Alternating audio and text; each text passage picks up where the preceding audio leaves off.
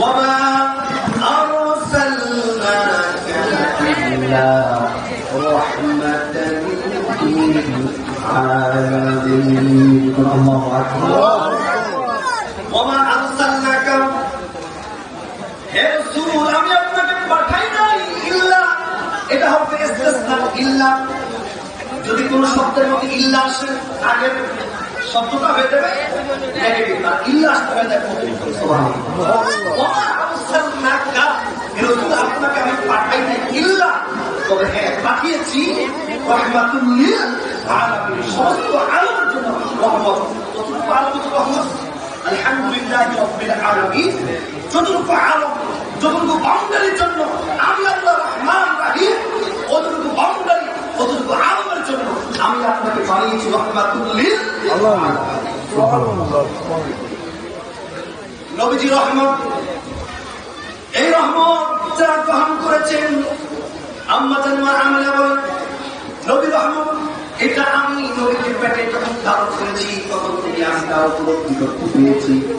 যখন আমার সন্তান মুহাম্মদ রাসূলুল্লাহ সাল্লাল্লাহু আলাইহি ওয়াসাল্লাম আমার গর্ভে ছিল, যখন নবী আমার গর্ভে ছিল, যেই রাত্রে নবীজি আমার গর্ভের মধ্যে তাশরীফ আনতে আমি খবর পেয়েছি, আমি তাকে দেখলাম রাত্রেবেলা নিশির রজনীতে আমার ঘরের দুইটা ভাগ হয়ে গেল।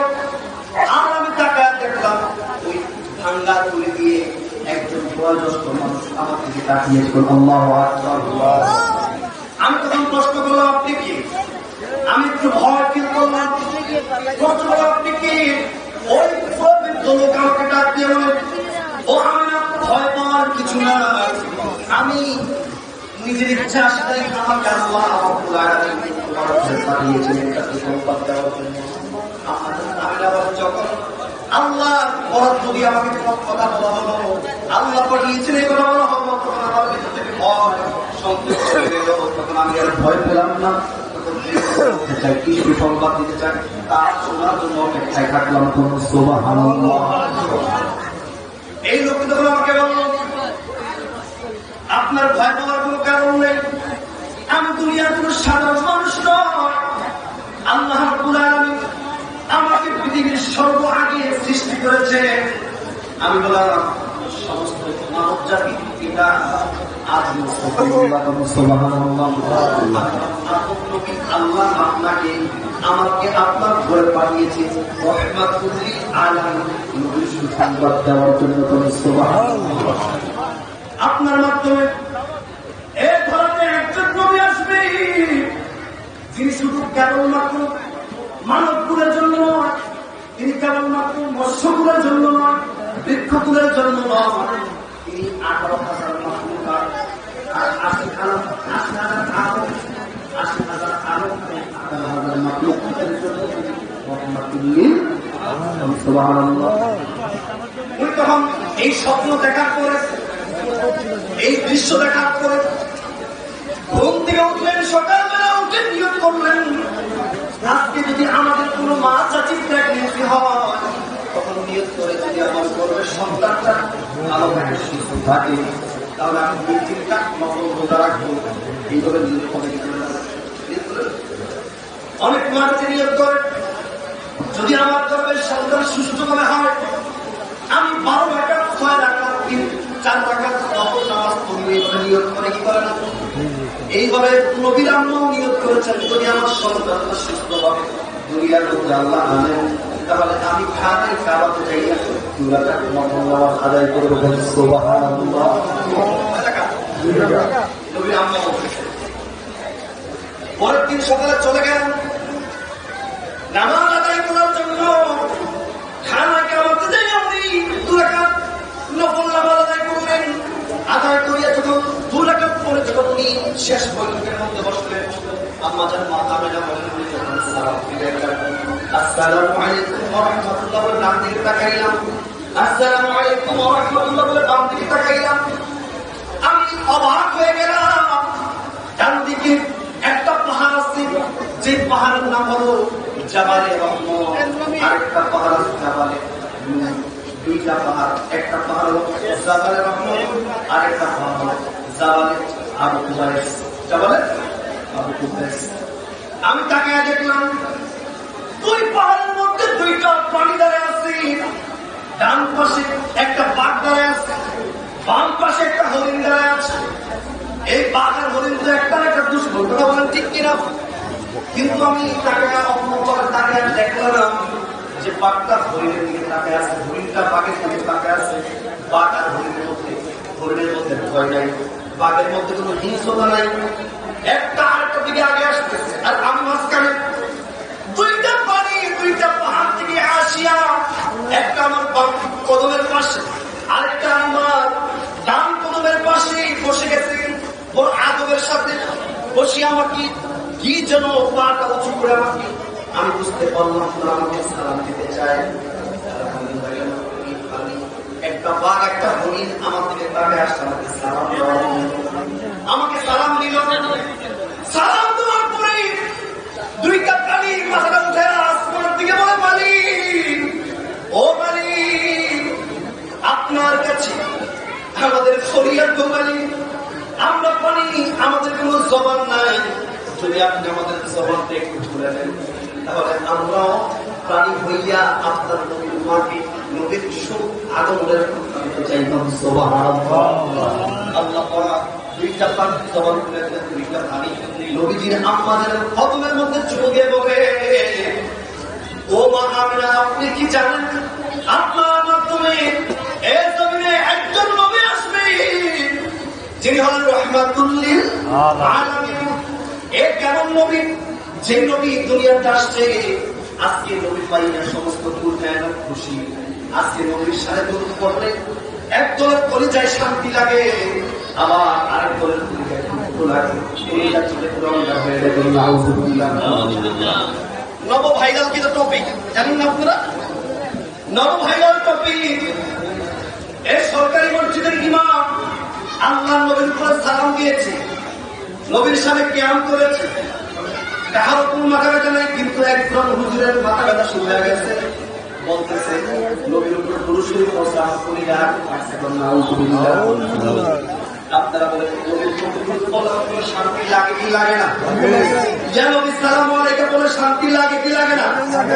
যদি নবীর প্রতি দুরূদ পড়লে আপনার উপরে কষ্ট লাগে, নিঃসন্দেহে আপনি আবু জাহেল আবু লাহাব রসুল কথা বলেন ঠিক কিনা?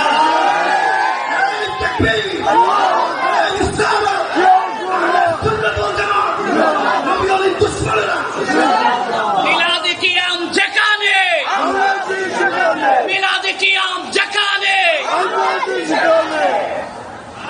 নবীর প্রতি দরুদ এর ফজিলত কত বেশি। নবী বলেন, আমার কোন উম্মত যদি আমার প্রতি এক মর্তবা দরুদ করে, আমার আল্লাহ আপনার থেকে 10টা গুনাহ ছিল করে কেটে ফেলে দেন। সুবহানাল্লাহ। 10টা গুনাহ যেখান থেকে আল্লাহ 10টা গুনাহ কেটে ফেলে দিয়েছে, ওই জায়গাটা খালি, ঠিক না? ওই জায়গাটা খালি, ওই খালি জায়গার মধ্যে আল্লাহ নতুন করে 10টা নেকি লিখে দেন। তো আল্লাহু আকবার। সাহাবায়ে কেরাম শুনে খুশি হয়ে গেছে, ইয়া রাসূলুল্লাহ 10টা গুনাহ আল্লাহ কেটে দেন, ওই খালি জায়গার মধ্যে আল্লাহ 10টা নেকি লিখে দেন। আল্লাহ আমার 10টা মর্যাদা দান করে দেন। সুবহানাল্লাহ। কয়টা মর্যাদা? তাহলে 10টা গুনাহ কাটে, 10টা নেকি দেয়, 10টা মর্যাদা, কয়টা হলো? 30টা। কয়টা? আল্লাহ তার নবীকে কি পরিমাণে ভালোবাসে দেখেন। কোন বান্দা যদি আল্লাহর কালাম কোরআন কারীম তিলাওয়াত করে, আল্লাহর কালামের একটা অক্ষর পড়লে 10টা নেকি।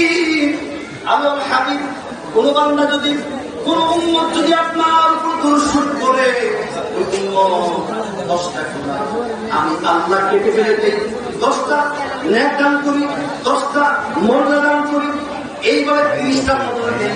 আর আমার আমি আল্লাহ তাকে 10টা নেকি দান করি।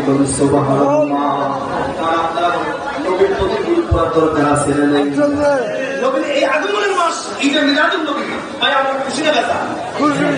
খুশি না বেজা? নবীর ভাই খুশি হয় নাই, কেমন লাগতো? আবু জাহেল কে হয় নাই? আর আবু জাহেল তো খুশি হয়েছিল।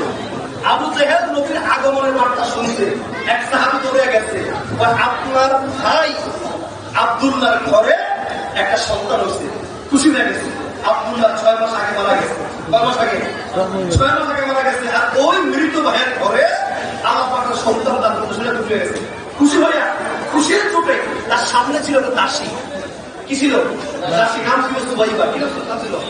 সুবাইবা। এই সুবাইবাকে এই টাইম হাতে আঙুল দেখো, যা আদর করে দিল।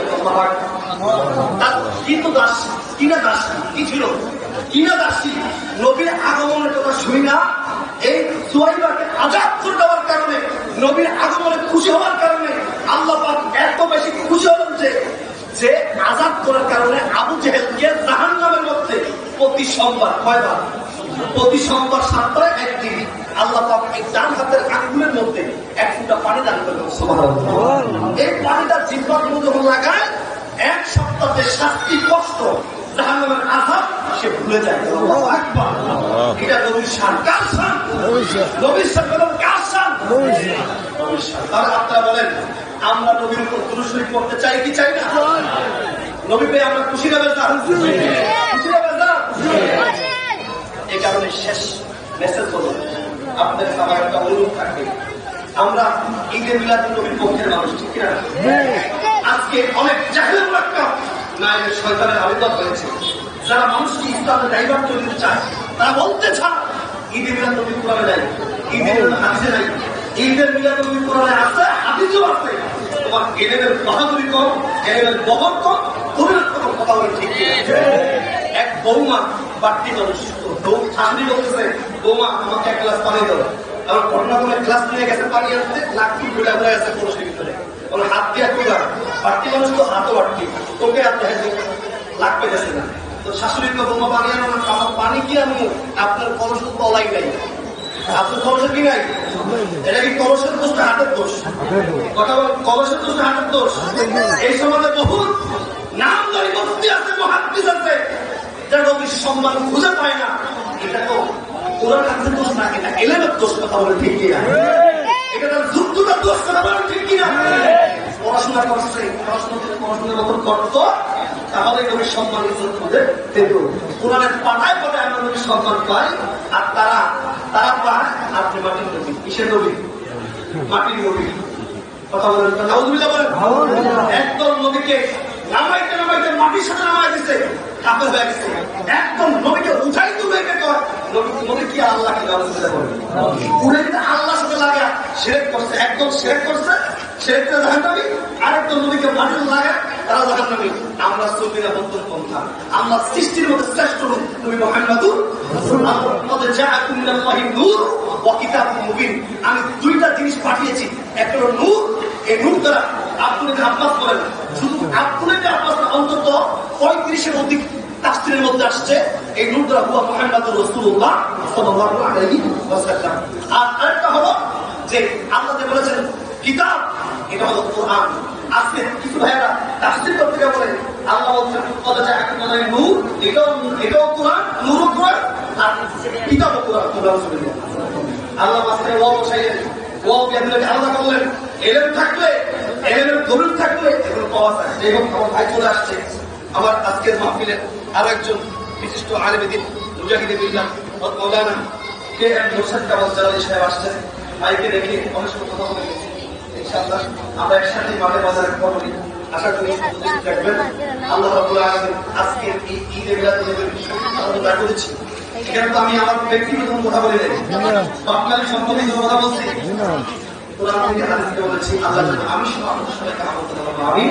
আসসালামু আলাইকুম ওয়া রাহমাতুল্লাহি ওয়া বারাকাতুহু।